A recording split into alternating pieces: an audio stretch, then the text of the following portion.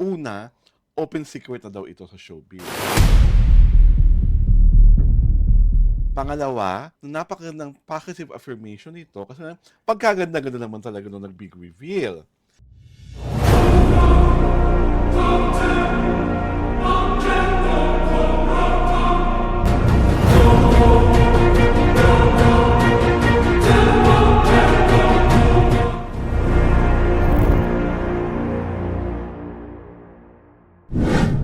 What I am so happy about this big reveal is the fact that there were super few violent reactions. Talagang tinanggap agad. At marami ang nalugod, at marami talaga ang tuwang-tuwa. Ito po si Alwin Ignacio, ang diva that you love. Kasama ko ang aking kumaring Ultra Maldita. Hi, this is Alex Brasas. At pinapanood niyo po ang The Titi Show, Tarayana Talakin Showbiz Edition. So, eto na nga, Mare. Marami ang nagsasabi nung binulalas niya ang katotohanan na to. Una, open secret na daw ito sa showbiz. Yan. Pangalawa, napakagandang positive affirmation nito kasi pagkaganda-ganda naman talaga nung nag-big reveal. At ang sinasabi namin artista ang nag-reveal ay si Miss Angel Aquino sa isang online show kung saan when she was asked, is there something that the audience do not know about you? Ang drama niya, oh, I don't know. My life is an open book. Tapos, pause. After 3 seconds, I like girls. Yes. What say you na si Angel Aquino, nagpakatotoo, inamin na ang bet na bet niya ay mga bebot.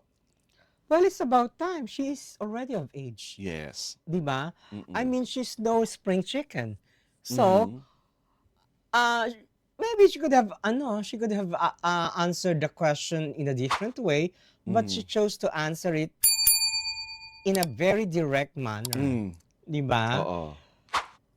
Maybe because she felt it was the most opportune time because she wasn't asked that way Oo. before. Oo. Di ba? Although, there are rumors that it's already an open secret in the industry, di ba? Yes. Kaya lang, no one has got the balls to ask her that directly. Yes. Di ba? Oo. And now that there is one who dared, sinagot na niya ng diretso din. Oo. Di ba? And that only goes to show how emotionally intelligent Angel Aquino is. And matured. And mature. At nakakatuwa pa doon, I think Angel is parang bisexual eh.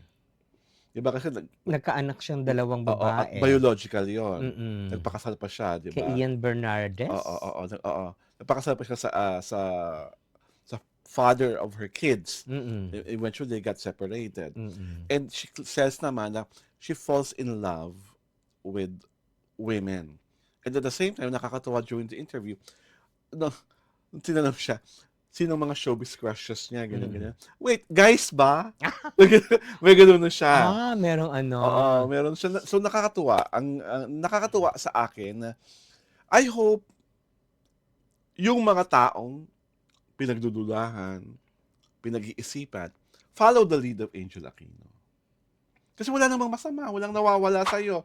Ang nakukuha mo mga lalo, respeto ng mga taong hindi naman tinitignan sa artista kung ano ang sexual orientation mo talaga. Ang tinitignan talaga sa'yo, talent mo. There are kasi 'di ba actresses na until now ayaw pang umamin. Yes. When the obvious is very obvious, Yes. 'di ba? And not less actresses, mas maraming actors Oo. na alam natin na May singers din, syempre. kompleto. Hindi papatalbog. Oo, Charot. kompleto sa Ricardo Aray sila. ko! Pasok! Sige nga, papasukin mo nga. Pa-enter mo nga. Iisa-isayin na ba natin? Ha? Yung mga dapat umamin na ayaw pang umamin? That calls clue for na lang. another That calls for another That was episode. Another episode. Mm-mm. But ako, and the way she said it, di ba? Yes. Pag ganun, walang paikot-ikot, No drama, no no drama, going around the bush. Diba talagang, Casual. I like girls, casual, yes. Mm-mm. Diba?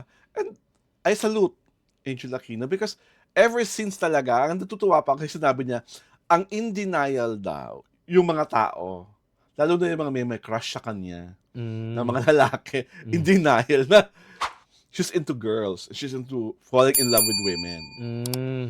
Diba? So, clap, clap, clap ka, Angel. You know what? I remember having worked with Angel Aquino. Oh, diba? Doon sa ah, sa isang movie, I think, was it Laro sa Baga?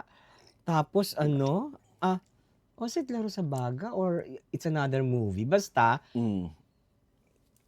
nagpictorial kami ni Was she under Bibsy before? No. Bibsy was doing the publicity of of a movie. Tapos, star si Angel. Angel Aquino. That's the first time I saw her. Ang bait-bait niya. Mm. She's very easy to deal with. Mhm. Walang yung mga questions, sinasagot niya lahat. Of course, I didn't know that kasi that was 2 decades, more than 2 Oo. decades ago. And you So, didn't know that this is, ang trajectory na karoon niya ay bobongga. oo. Pero ang ganda niya. Talagang Mm. sabi ko, she's second to Don Zulueta. Mm. Beauty-wise, di ba? Beauty-wise. Tapos brown skin. Oo, di ba? Ang Diba? ganda. Ang ganda ng Diba? Ang pagka-brown ganda. niya, Oo. iba eh. Tsaka tawag dito, wala pa siyang, I think, wala, may pa ba siya? Parang wala pa. Mm. Ang ganda-ganda niya, iba. Mm-mm. At saka she came, siya, not made up. Tapos maganda na siya nung without makeup. Nung na-makeup pa, my Mas lalong God. na-enhance ang ganda. Oo, and ang talagang ginawa sa kanya, barely there makeup. Mm. Yung parang wala lang na Para lang makeup. makeup. O, there was a time na uso yung ganyan Oo, makeup. di ba? Na barely there. Oo. Mm-mm. Mm. Yun ang naalala ko sa kanya. And I think the generation now remembers her as Tanya May Cruz. Sino yan? Yung senior high. Yung character Ah, niya, sa yung senior, Nanay oo. Andre. Di ba yung may malaki siyang monologue? Ngayon, na siya, nagmamarka din sa sa Batang Quiapo, nanay ni Ano ba siya? Oo, nanay ni Jay Cuenca. Ay, ka. Oh. Grabe ang niya. Tarayan nila ni who's that, Chanda, Celia. Celia. Mm. Ay, grabe ang tarayan nila ni Celia. Oh my God, talaga. She held her candle Oo. against Celia. Celia. Alam mo si Celia, Oo. pag ng At saka tatandaan niyo po, ang Batang Quiapo walang script. Oo. Kailangan katalino Impromptu. impromptu. Mm-mm. Pwede Para, kang mag-adlib pero you're going back to the Oo. eksena. pero kaya kailangan talaga pakatalasan ng utak doon. Kasi Mm-mm. anong binato ni Celia, dapat tama ang bato ni Angel. Oo, iba. Yun ang pinakamaganda sa Batang Quiapo, na nahahasa. Sabi nga ni Charo Santos, nahahasa ang utak nila. At saka Angel is a league of her own. Yes. Wala siyang katulad. Oo. Wala sa age-wise, wala din. Oo. Di Saka ba? I think she's the most successful model Oo. na napunta sa mainstream. Entertainment. diba? Oo. Wala pa akong matatanda ang model na ang longevity parang kay Angel, acting-wise. Kasi normally lahat sila nawawala eh. Oo, they fade. After 2-3 projects, babo na. Oo, na. Model? Mm-mm. Diba? Lalo na yung mga kasabayan niya. Sino yung mga kasabayan niya? Diba? Ang mga kasabayan niya, sina Gina Leviste. Ay, karakter din yung babaeng yun. Pero yun ang mga kasabayan niya. Oo, iba yun. Oo. Talagang sosyalin yun. Talagang Diba? Kasabayan niya. Yun yung mga naunang mga naging Pantene girls. Sila yun eh. Sina Angel, sina Manira, At sila sila Rupa Gutierrez yun. di ba? Hindi yung Sila Gretchen yun. Yung mga models lang muna ang ginamit before the artistas. Pero nasa league siya noon eh. Sina, Kasi I remember nag-pictorial si Gretchen, si Don, siya at saka si Yun nga yung mga, Chas, tsaka si Rufa yung Gutierrez. kasi nga she was the top Mm-mm. female supermodel. Basta mga kasabay sina Marina Benepayo. Oo. Si Marin is na one, no? Oo. Pero she did not achieve Oo, Angel success. Aquino statue. Mm-mm. Ibang stature ni Angel. Oo. Saka hindi siya nawawala ng project. Di ba?